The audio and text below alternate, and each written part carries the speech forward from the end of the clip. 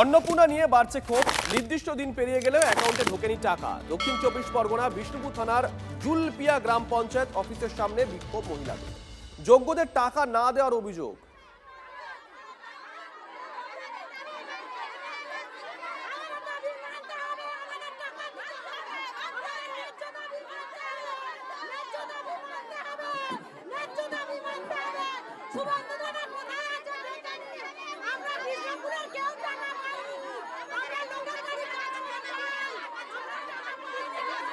আমরা চারবার form fill up জমা দিয়েছি এবং অনলাইন করতে বলে তো অনলাইন করেছি। প্রথমে তারপর ফের বলেছে অনলাইন করো, অনলাইন করেছি। অনলাইন করার পরেও আমরা টাকা দিচ্ছি না। পঞ্চায়েতে জমা দিয়েছিলেন, দিয়ে বলেছিলেন যে এই ভেরিফিকেশন ফর্ম জমা গেলে তোমরা আগস্ট মাসে টাকা পাবে।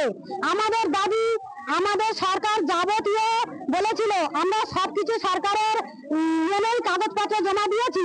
দিবার সত্ত্বেও আমরা কেন বিষ্ণুপুরের একটাই মহিলা টাকা পাইনি? এই যে 3 মাস ধরে প্রত্যেকটা মেয়েদেরকে হেনস্থা করা হলো, এর জন্য এর কারণটা কি? দেওয়া যদি হবে না তাহলে এত রকম ভাবে মানুষকে হেনস্থা করার কারণটা কি?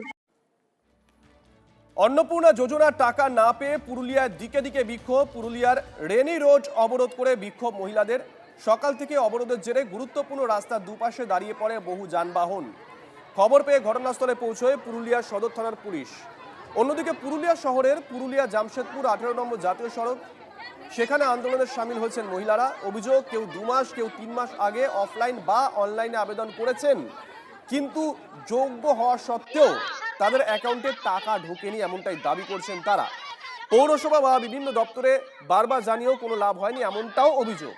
তাই এবার জাতীয় সড়ক অবরোধ করে সমস্যা সমাধানের দাবিতে সরব হয়েছেন আবেদনকারী মহিলারা।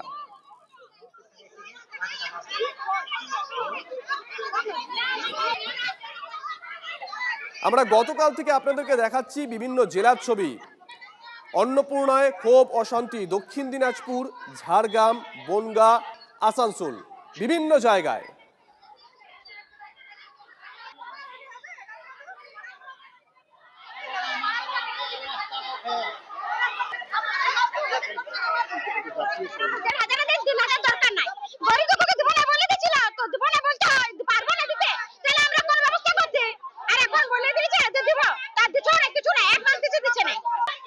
আমাদের থেকেও আরেকটি অবস্থা আছে যাদের, তারা শুদ্ধ পাচ্ছে না।